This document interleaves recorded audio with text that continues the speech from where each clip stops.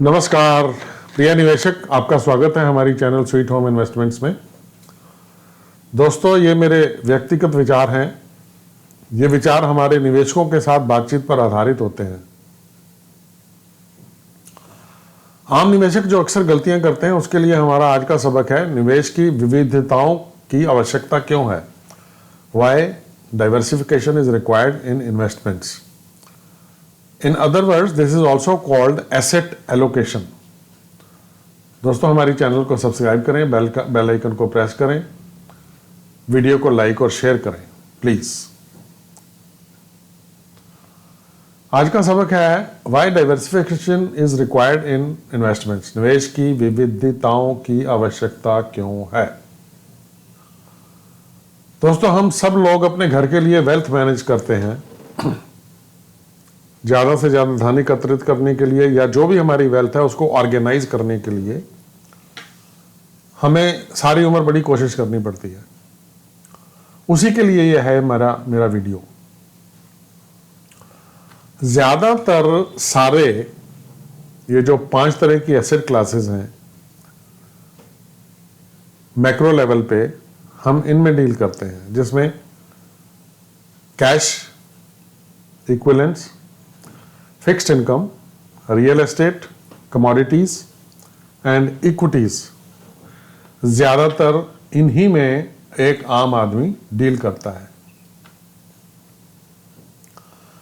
जो fixed income है, सबसे पहले हम बात करें फिक्स्ड इनकम की। फिक्स्ड इनकम में आमतौर पे फिक्स्ड डिपॉजिट्स आते हैं, national pension scheme, recurring deposits, senior citizen saving schemes, insurance plans, post office monthly income schemes और म्यूचुअल फंड्स के जो डेट स्कीम्स होती हैं वो आती हैं, जिनमें बहुत से लोग पैसा रखते हैं। इसमें अब सबसे ज़्यादा सोचने वाली बात है कि कुछ लोग सारा अपना पैसा रियल एस्टेट में ही इन्वेस्ट कर देते हैं, कुछ लोग हैं सारा पैसा अपना गोल्ड में ही इन्वेस्ट करने की कोशिश करते हैं या समझदारी समझते हैं, और कुछ लोग तो ऐसे भी हैं जिनको किसी चीज पे विश्वास नहीं होता, वो सारा पैसा और सारा गोल्ड, अपना गहने व्हाटएवर, वो अपने लॉकर में रखते हैं। और कुछ लोग ऐसे हैं जो सारा पैसा अपना स्टॉक मार्केट में इन्वेस्ट करते हैं। दोस्तों, ऐसा नहीं होना चाहिए। इसीलिए बहुत कम लोग हैं जो इस डाइवर्सिफाइंग को अंडरस्टैंड करते हैं। पहली मैंने बताई थी फिक्स्ड इनकम, दूसरी है ये गोल्ड इन्वेस्टमेंट। ये इसको हम कमोडिटी भी कहते हैं। इसमें गोल्ड, सिल्वर और एग्रीकल्चर कमोडिटीज सारी आती हैं, इसमें भी इन्वेस्टमेंट होती है। उसके बाद आता है रियल एस्टेट। रियल एस्टेट में एक तो आपको पैसा ज्यादा चाहिए होता है, ये भी एक तरह की एक खास इन्वेस्टमेंट है जिसमें लोग बहुत पैसा लगाते हैं। इसमें एक तो आपको ज़्यादा पैसा चाहिए होता है, दूसरा रियल एस्टेट लेने के लिए आपको ज़्यादातर लोगों को लोन ही लेना पड़ता है, वो लोन लेते हैं। और इसके थोड़े फायदे जरूर हैं कि जो आप रियल एस्टेट रेंट पे दे सकते हो, आपको रेंट मिलता है, पर इसके माइनस पॉइंट्स भी बहुत हैं, क्योंकि लिक्विडिटी इसमें बहुत कम है, एक्सपेंसिव बहुत है। आई थिंक 50 लाख से कम तो आप क्या ही कोई चीज लोगे, और ट्रांजैक्शन कॉस्ट्स बहुत होती हैं, और जो इसकी एप्रिसिएशन है उसकी कोई गारंटी किसी किस्म की भी नहीं होती।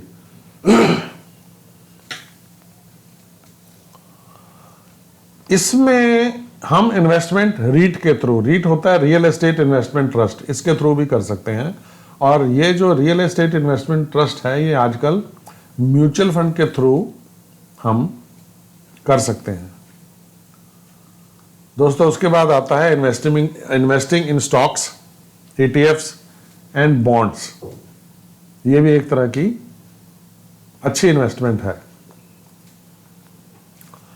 म्यूचुअल फंड्स में आजकल बहुत लोग इंटरेस्टेड होते हैं पैसा लगाने के लिए, और लगाना भी चाहिए, क्योंकि म्यूचुअल फंड में आपका रिस्क जो है वो फंड मैनेजर कवर करके रखता है।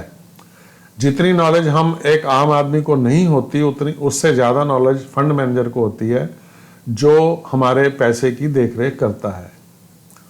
इसमें नो डाउट सेबी की इंस्ट्रक्शन है कि जो भी म्यूचुअल फंड में इन्वेस्ट करे उसको ये समझना चाहिए कि mutual funds investment are subject to market risk. Read all the scheme related documents carefully before investing. दोस्तों, म्यूचुअल फंड में क्या है,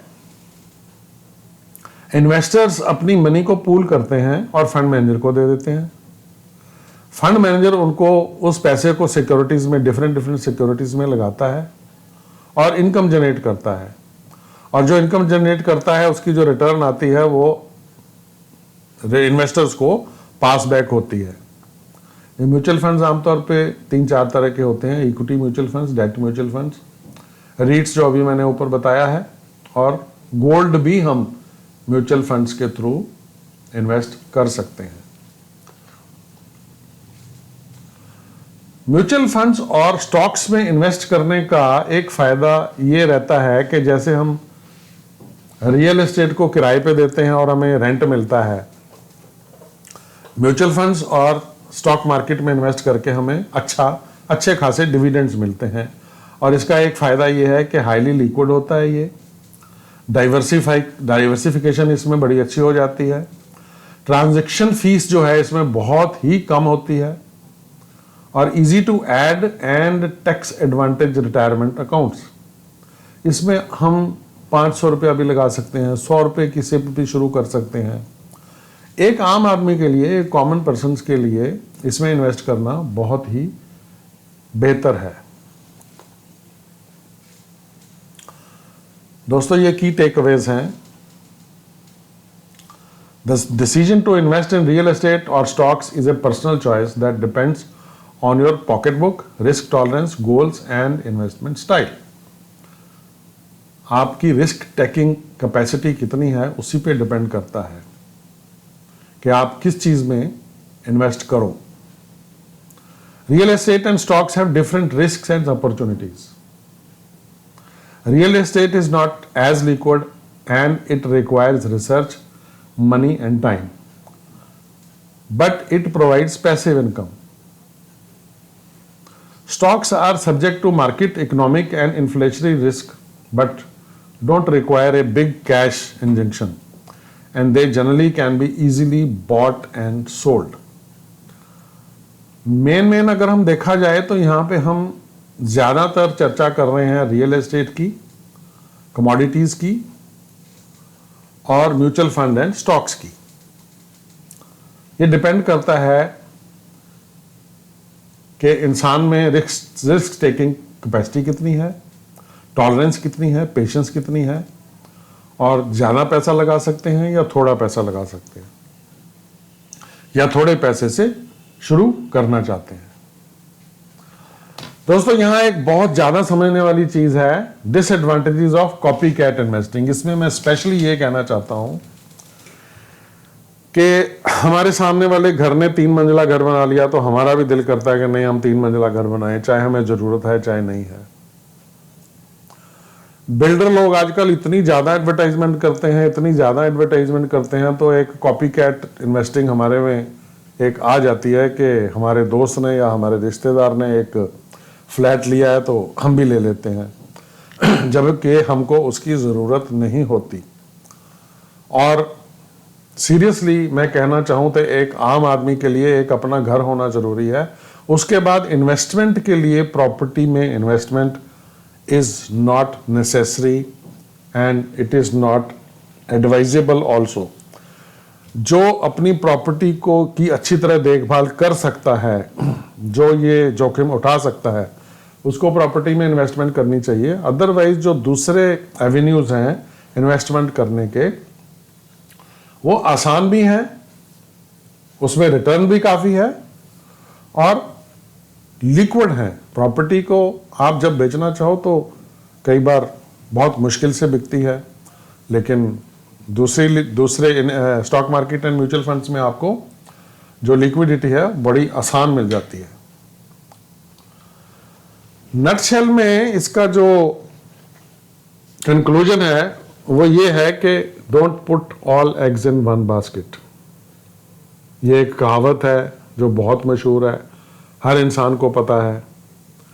don't make everything dependent on only one thing. हमें ये जो मैंने ऊपर बताई हैं एसेट क्लासेस, इसमें सब में थोड़ा थोड़ा पैसा बांट के लगाना चाहिए, और ये कभी नहीं करना चाहिए कि एक में आपने प्रोपोर्शन बहुत ज़्यादा कर दी।